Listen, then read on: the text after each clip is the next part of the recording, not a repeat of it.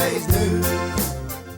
Hello, welcome to Old News, the programme and podcast which looks at news stories of the day through the papers of yesterday. Lobstergate. Been all over the news of late, hasn't it? Such as it is. And it's, frankly, not a new story, is it, about how we treat lobsters and whether it's humane the way we kill them and eat them and such like. And the island's greatest advocate, Noel Edmonds, been releasing lobsters, and, well, you'll have read it all. Sent me back to the papers in any case to look at whether lobsters feature much in the news. And the answer is far more than you might think. I can take you right the way back to 1852 in the Manx Sun, Saturday, June the 12th, when it was reported huge lobster, a lobster of enormous size, a perfect giant of his tribe, big enough to have served an 8-feet Patagonian for breakfast. The mind boggles. Dinner, supper and all was caught last week off Helmsdale. It measured in length 2 feet 7 inches, length of claw 10 inches, breadth of ditto 4.5 inches, weight 8 pounds 10 ounces, girth 13 inches, length of feelers 15.5 inches, breadth from toe to toe 19 inches. A whole party of aldermen might have suppered upon this lordly lobster. Or you could have just left him there to get on with it. Reported in the Inverness Courier. Apparently, staying, well, with perhaps a view of lobsters on the table rather than lobsters in the sea, we have a poem of its time, I would say, from the Isle of Man Times, Saturday, July the 6th, 1901, entitled The Love-Sick Lobster by one R. Drummond Brown. The lobster groaned as he hied him home in a terrible lovesick rage, for he'd fallen in love with a ladyfish who dwelt in a wickerwork cage, and he not able to bid her good day at this critical time of his age. For the time had come, and to put it off would be very far from wise, when he must haste to his chink obscure to close for a while his eyes, and wriggle himself from his shell and add an inch or two to his size. So he hastened home, did this lovelorn wight lay low for a week or two, and cast his shell in terrible haste, and grew and grew and grew, till he issued forth with a brand new shell of a beautiful peacock blue. Then he straightway hastened to see his love, and entered a house, 'tis said, but alack a day, that ladyfish was stiff and cold and dead. And so, alas, is the lobster too, and his colour has changed to red. As I say, of its time. Perhaps a slightly more environmentally friendly lobster poem could be written, but, well, we've eaten lobsters for an awfully long time. I think it's a case of how you catch them and how you kill them, perhaps, is more of the issue. But it's certainly nothing new in lobster fishing. The common lobster, an interesting article, this one from the Isle of Man Times, Saturday, June the 8th of 1901. Much more detail on the actual creature itself. But that is not an ordinary lobster, is it? I always thought lobsters were black, and that why? Look at his beautiful peacock blue tail, which is absolutely true if you see one in its natural state. Such is the remark frequently made by visitors to the aquarium of the Marine Biological Station at Port Erin. Yes, it was there in 1901, sadly no longer. Visitors whose acquaintance with the toothsome crustacean had not previously gone beyond a casual glance at him as he lay on the marble slab of some island fishmonger's shop. No, the lobster is not quite so black as he is commonly supposed to be, and the blue tints, peacock or electric blue, the ladies call them, which adorn his shell when he is alive and in his native element, have excited the surprise and admiration of many people. They are indeed very beautiful. At the present time, when visitors are beginning to flock to our seaside resorts in search of health and pleasure, a few notes on the habits of this well-known shellfish may be acceptable. Well, they are. Carry on. On being placed in a tank, a lobster's first care is to find a convenient hiding place into which he can at once retreat when disturbed. He much prefers a crevice in the rockwork at the bottom, but should that be wanting, he uses his 4 pairs of walking legs to pile up the gravel in front of the darkest corner and then makes himself a home behind it. He is not, as a rule, very active during the day, but after dark is generally found prowling around his tank. His great claws extended in front of him, his long horns or feelers thrown over his back in search of food. His tastes in this matter, at least in captivity, are varied, but he is particular about the condition of his food. He prefers it to be alive or if dead, it must be fresh. He's fond of fish and very artful in catching small ones when put in a tank. Another favourite food is the common edible crab, and the abject terror displayed by a small or medium-sized one at the sight of a lobster is pitiable. The crab at once makes for a convenient crevice, but is sooner or later overpowered. With his great claws, the lobster crunches his broad shell of his prey, pulls off the claws and legs, and proceeds to make an ample meal. Then, having satisfied the cravings of his appetite, he deposits the remainder in an improvised larder, a hole scooped in the gravel, until he again feels hungry. The lobster, like his relatives, the shrimp, prawn and crab, grow only at the time of shell casting. More on that in a minute. This interesting feature in his economy takes place at intervals through his life.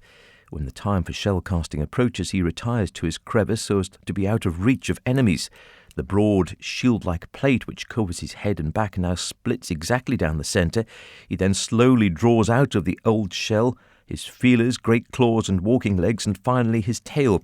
Freed from the cast shell, rapid growth takes place for several days until the new shell, resplendent in the vivid blue, hardens and arrests it. Yes, an amazing thing. And of course, they live for a very long time.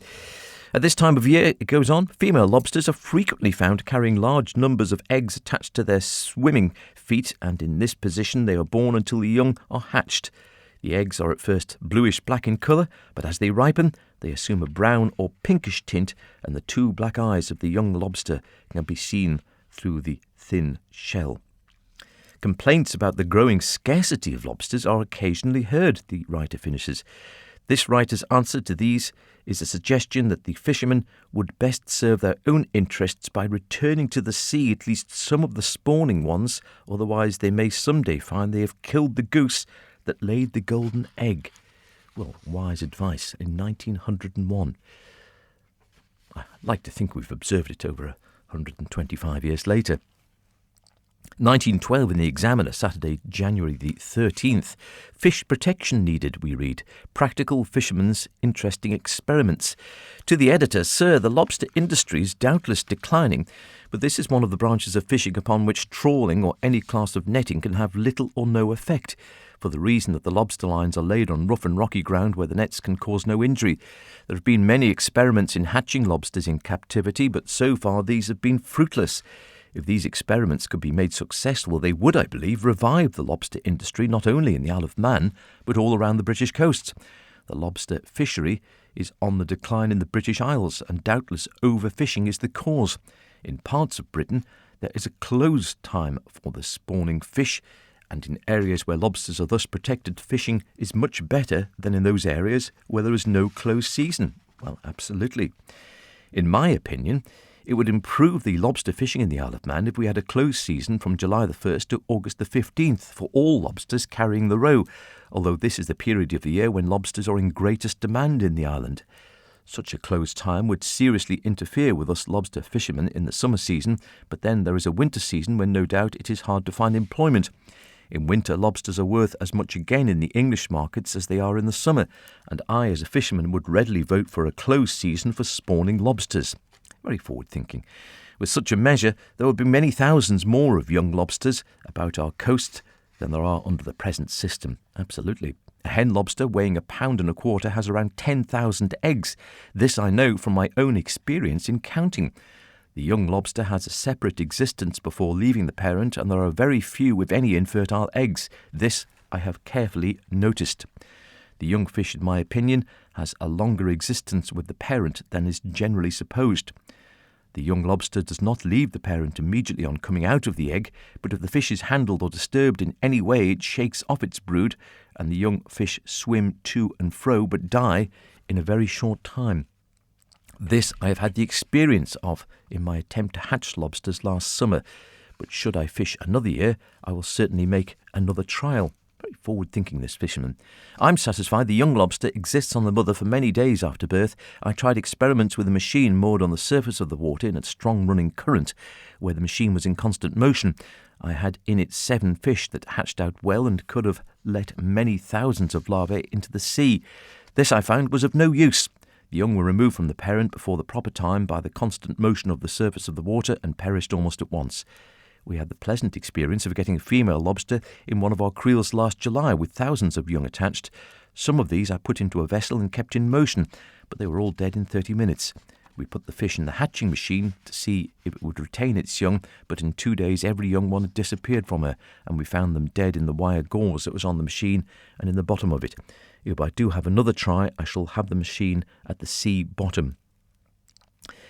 He ends by saying, if artificial hatching could be brought to perfection, a closed season might not be wanted. There should be proper restrictions as to the limit of the size of lobsters to be taken. Quite right. We have an 8-inch limit, but who's looking after it? I've never seen anyone. We can let the undersized fish go if we like, or bring them ashore and dispose of them, or we can eat them. In 1910, we marked on our boat and then released over 300 young lobsters, all under the 8-inch limit. In 1911, we had over 100 of these marked fish back above the limit. This leads me to think that lobsters live on or about the ground they were bred on. I've been marking lobsters for many years, and I've completely got over the theory that lobsters only grow at the casting of the shell. Well, interesting. Certainly an experimental fisherman and someone with curiosity, which is always good, and forward-thinking. We skip to 1936 in the Examiner, where we read of lobster rearing at Port Erin, newspaper report at variance with facts. An account of lobster rearing at the Marine Biological Station in Port Erin appeared in the Daily Mail on August the 19th. The curator, Mr. W.C. Smith, pointed out that this account conveys an impression rather seriously at variance with the facts.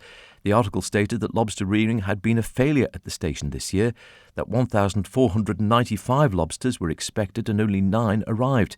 Mr. Smith says that lobster hatching has proved very successful this year and suggests that the story given in the Mail has been inspired by the Fisheries Board report from 1935, which records a failure at the beginning of the season but a subsequent recovery to normal. There were 1,495 larvae placed in rearing jars early in 1935, and only 9 of them reached the lobstering stage. But the yield was not expected to be 100% as suggested by the paper. Final results for 1935 were in fact not very much lower than usual, and 34,210 larvae in the early stages of development, together with 357 lobsterlings, great word, were set free in the sea. And then to 1955, where we read of a missing lobster portion. A hotel chef charged took it for my supper.